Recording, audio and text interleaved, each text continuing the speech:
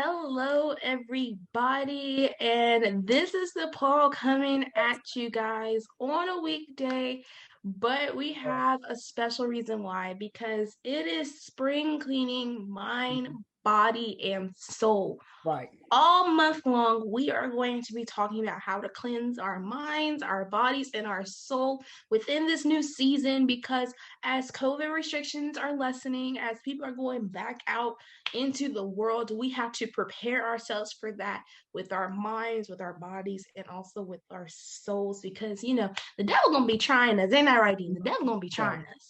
Left, right, hook, up, down, all around. Look, Yes. all around. Give them that cheat code. That's what it's going to be. But this last weekend, we had you guys clean your space. But because before you could cleanse your mind, your body, and your soul, we had to cleanse your space. So I hope you were able to clean something with our awesome playlist that we put together. I did. Whether it was your closet, your bathroom, a drawer, or just your house in general. I hope that you're able to do that. But we are about to go deep into our minds. We're about to cleanse our minds.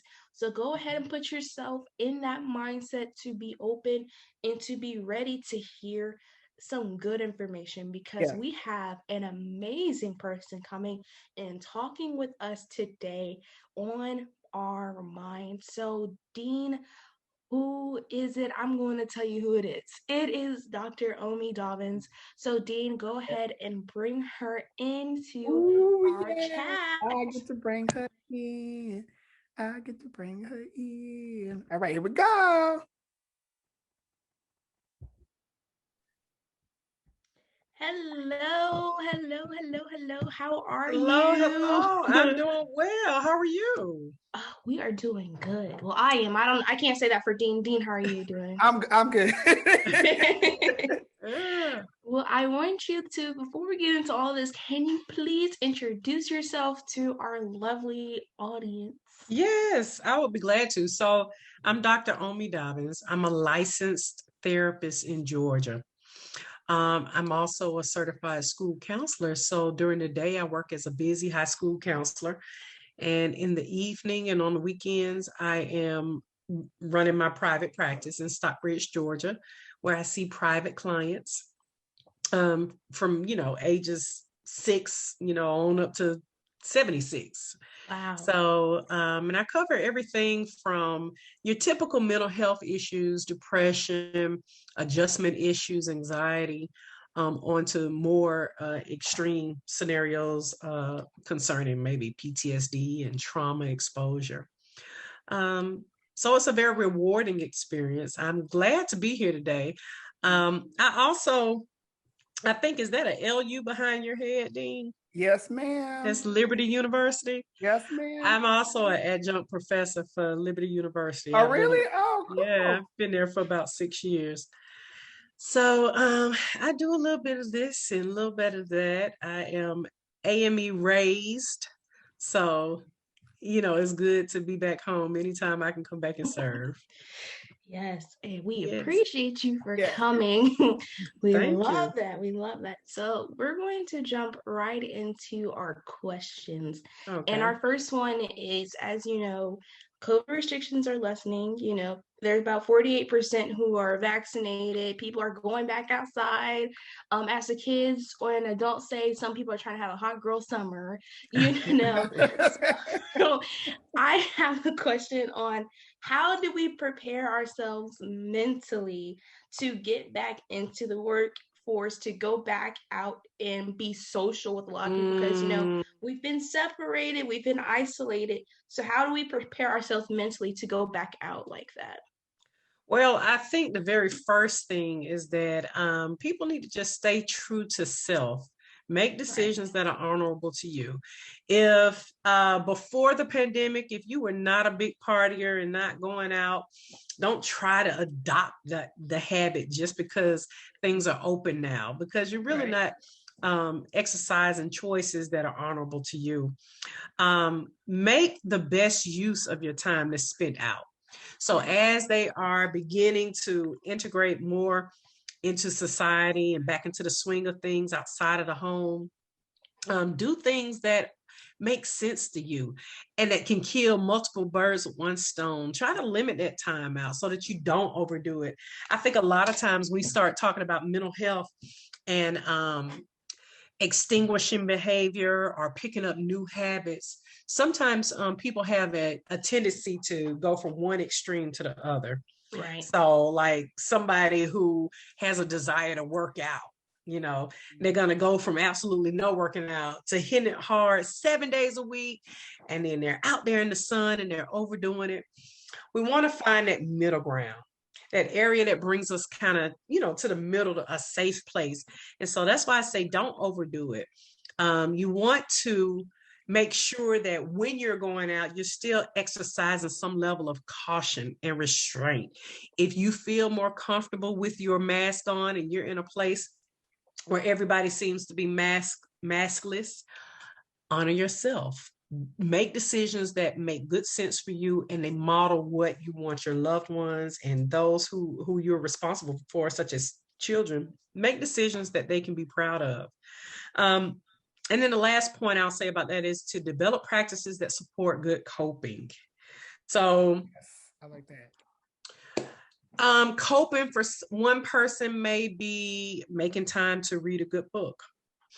But for someone else, it may be on a more social realm, reaching out to their homeboy or their homegirl to set aside connection time, going out to, catch a good meal together. Someone else may enjoy just sitting and listening to music. Someone else may enjoy exercising. So develop those practices that support good coping. We know in all things that we do, if we can increase our serotonin levels, it will lessen the likelihood of developing problems with mood disorders and really sad and difficult times that we may have difficulty pulling ourselves out of. Thank you. That was amazing. I'm definitely keeping that. Put all that in noted. Yes. Noted. Noted. Check. Right. Done. So, Dee, what is our next question? All right. So I'm glad you said coping skills. So this leads into something that people need coping skills for. So if you could please explain what an anxiety attack is and a panic attack for those who don't know. Oh, okay. So this is an interesting one. So anxiety and panic, this could be a whole session, but I'm just going to try to get to the nitty gritty of it all. When you think of panic, you think of a panic room. We've all heard of panic rooms increasing in popularity, and they're starting to pop up all over the place, and panic room, right? So when you think of a panic room, you think of a situation that you have been put in that may increase some uncomfortable physiological responses.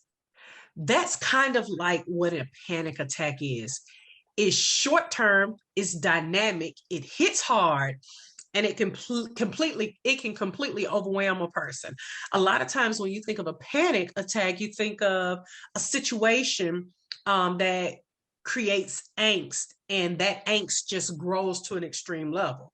So someone fearing to go over a bridge, and then their mind begins to escalate and grow from there about what's going to happen. So that can create a panic attack. Or someone else panicking in a situation. Maybe they're in large crowds, even though there are some conditions and disorders that we identify with some of these, but still someone could have a panic attack because they are thinking or they're engaging mentally in a scenario that could grow very quickly and grow into a panic attack. Anxiety is a little bit different. Anxiety can share symptoms of a panic attack, but your anxiety kind of grows over time. Yeah. So, and it can be a buildup of things. Let's just say that someone is feeling, I'll take a typical one. Someone is feeling short on time, or they're feeling like there's not enough time in a day. Okay, so they go to work, they realize that they forgot about an appointment that morning, and so, or a meeting. So they go in late. They're feeling stressed and feeling worried because they're going in late. Then they're thinking about all that has to happen during that day. They don't see pockets of time where it can all get done. Then they're thinking about the evening and the additional commitments that they've made. And so they're starting to feel like things are closing in on them and that they're not going to have enough time and that they're going to be defunct or deficient in some type of way. They start to dread it, fear they're going to lose their job or something else is going to happen. It can grow over time and to a point where a person finds themselves in a mental, emotional, and a physiological crisis of an anxiety attack. Now, just like how I mentioned, the panic attack is more short-term, dynamic. It hits hard. It can swoop in and swoop out. Anxiety, because it has a longer buildup, it can take also longer to come down from it. So a lot of times people will, if they have an anxiety disorder or they have a history with uncontrolled or difficult to control anxiety, they may look to medication and other behavioral management tools to try to get it under control. So roughly that's the difference. Did I kind of answer it or describe it enough? Mm-hmm. Okay, good. Yeah, Yes. you described like the panic attack. Well, not panic attack, but anxiety. That I was listening and I was like, she is hitting the nails on my head because that's me. I'm like, I wake up 8 o'clock in the morning. I'm like, I gotta do this, I gotta do that. Yes. And I would just be panicking. I'm just like, you know what? Just calm down. Just relax. You got this. Yes. And so, Dean, have you ever had the experience of, and we probably all have, Dean, have you ever had the experience where you're driving along and you start to feel a little angst and you don't know what it is? yeah. So you may check your pulse. It may be in your stomach feeling squirrely. It may be your heart that it's starting to beat a little faster and you can't figure out what it is. And when you have time to really sit and reflect and process, you realize that it was a workup, it was a buildup of things. That's what anxiety is like. Yeah, yes.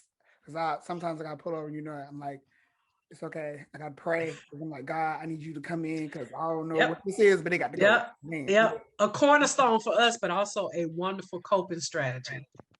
That prayer. Yes. And speaking of coping with anxiety and panic attacks, what are some like coping skills that we could do in public if a person does have, a panic attack or an anxiety attack? I've been in a situation where I've had a panic attack in public. Mm-hmm. So what are some ways that we could calm ourselves down in public? Because so there are a number of strategies that anybody can utilize. If you look on the web and you look out there on your Google app store or whatever, there are several different apps that can help with breathing techniques and guided meditation or guided imagery activities. The breathing techniques are really easy to find. Some of them that kind of cause you to look at the screen at the same time that you're breathing so that you can actually see a visual to go along with the breathing pattern that you can use to calm yourself down. One that I like to use is called Virtual Hope Box. I've been using it for years. I've been in private practice almost 11 years, and that's about as long as I have used that app. So Virtual Hope Box is one. But there are several others. I have some other colleagues who like to use Headspace and some other things, Calm, that has some techniques. Another thing that you can utilize is what we call grounding or centering. So in order to ground yourself, you can pointedly and deliberately notice what's around you. So just an example of one grounding activity, and it's related to mindfulness. We've heard about mindfulness, being in the present and being very aware of the now, the now moment, being here in this moment. Many times when you start talking about panic, people can have feelings of dissociation or out of body experiences. So centering and grounding is a really good activity. One quick one that I'll give you as a centering activity or grounding is 5, 4, 3, 2, 1. So you look for 5 things around you. Then after you get those 5 things, you feel 4 things around you. So you feel, you touch, and you take a moment to take in that moment of feeling those items. You may listen for 3 things. So listen for 3 discriminate sounds in your immediate awareness. And then 2, you may smell for 2 things. You may have your coffee cup nearby that you smell, or you may have a pencil and you smell the wood. And then 1 thing that you may taste. Okay. And so speaking of, so that's one activity. So another one that I'll give you is that essential oils and really invigorating scents sometimes can help to ground a person. So if someone struggles with any kind of panic or anxiety, they can keep ginger tablets, or they can keep peppermint nearby. And those things help to desensitize what's happening in that moment, and it gives a different focus. So those are just a few things. Oh, I like those. I'm putting ginger and peppermint on my next grocery list. I'm putting it on my next grocery list. Hey, grandmama wasn't too far off when she had peppermint in her purse. Right. Clearly not. Clearly not. Yes, I love some of those cups. Like I always tell people, and like when they ask me, like I always do like the touch with, like, if you see me, sometimes I like have like a straw wrapper or something like that, and I'm just rolling it, trying to keep myself grounded. Or my best thing to taste is my ginger ale. Don't touch my ginger ale. I'm gonna drink my ginger ale. And when you see me drinking ginger ale, I tell my kids, if I pick my cup up, you know I'm drinking ginger ale. So that is a signal for you to go to the corner and leave me alone for about 5 minutes. Okay. Exactly. No, I get it. Mm-hmm. No, mine is like counting my fingers. Like I do that a lot. Mm-hmm. And it's something simple. So I can put it in my hand, put it in my lap. So like people, like even if I'm on Zoom in class, that like my camera is off already, but this is just a simple thing. Yeah. You know, and it keeps me grounded. It keeps that's a great one. Counting your fingers, because it puts you in the here and now, and you know that these are your fingers. So you're not only identifying them visually, but you're also touching them. So it gives you that tactile, stimulation. Yes. Okay, I'm loving this. It's just so much. Okay, so we mentioned kids before. So because there's going to be a shift in our kids' environment, I know that environment sometimes influences behaviors. So with a shift in our environment, shift of the people they're going to see, shift of what they're going to do, what are some ways that parents can deal with temper tantrums or outbursts? Okay. So this is always a hot topic, especially with parents who think that their child is just losing their everlasting mind. They don't know what's going on. So I always say with tantrums, the first thing that has to be considered is start with a consideration for the age and if the behavior is appropriate or inappropriate. So are we talking about a 2-year-old that's snatching and saying no? Or are we talking about a 7-year-old that's snatching and saying no? Are we talking about a teenager that seems to be irritated with a parent and, just so embarrassed, don't want to talk to anybody in their household? They all are creepy. Are we talking about a 2-year-old who is shut down and doesn't want to talk to anybody, that doesn't want to have anything to do with anyone? So the first thing is to consider the age and the behavior. Is it appropriate or inappropriate for that behavior? The next thing is to consider the goal of the misbehavior, or consider the goal of the behavior, period. What kind of energy is that child giving you in that moment? What seems to be the goal or the problem, the discomfort, the frustration? What is it? Are we talking about someone who has had all of the wonderful niceties and spoils of this world, and maybe they're a little spoiled?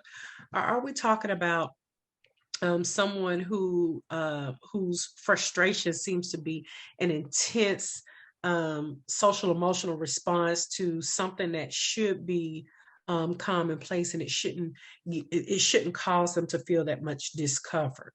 So what is the goal of the misbehavior? Do they need something? Do they need for you to respond to them? Have you not paid attention? Do they want attention? Many times I find with the adolescents and children that I work with is that they just want more time and more attention, which brings me to my next point. Use your words, use your words, use your words. Now, of course, traditionally in certain communities, we're not opposed to pops, and we're not opposed to spankings. Every family has to make their own decision of what works for them. But I will tell you that children will use behavior to express what they cannot say with words, or they have not been taught to say with words. So the more that adults use their words with their young people, I know we're kind of talking about little kids, but also teenagers, the more that you use your words, the more that you are modeling the acceptable behavior that you want them to pick up. And the more that you're modeling for them how effective verbal processing can be in any relationship that they may have. The next point is that the intervention must match the behavior. Okay, yes. Intervention must match the misbehavior or the behavior. So there's a difference between punishment and reinforcement. Punishment looks to extinguish undesirable behavior. Mm-hmm. So you remove something from the child stimulating environment because you want to stop a behavior. So you remove an Xbox or a PS5, if anybody was lucky enough to get one. You remove it because you want to stop them from being disrespectful or stop them from doing something. So you take away something because you want to decrease an undesirable behavior. That's a punishment. Reinforcement looks totally different. Yeah. Reinforcement is focused on the desirable behavior. So you can take that same scenario, removing a game system from a child to increase the likelihood that they will be able to focus on homework more. Okay. Or removing the item so that they can increase their likelihood of following a particular rule. So it's all in how you frame it, but reinforcement looks to increase the likelihood that a desirable behavior will reoccur. Okay, so we want to reinforce what's good. The last point that I want to make about talking about difficult behavior and tantrums, it is the reinforcement schedule. So you have reinforcement, you have token economies, you have incentivizing, which is a word that we love to use in the school system, incentivizing. So intermittent versus fixed reinforcement schedules are token economies. So intermittent is absolutely your most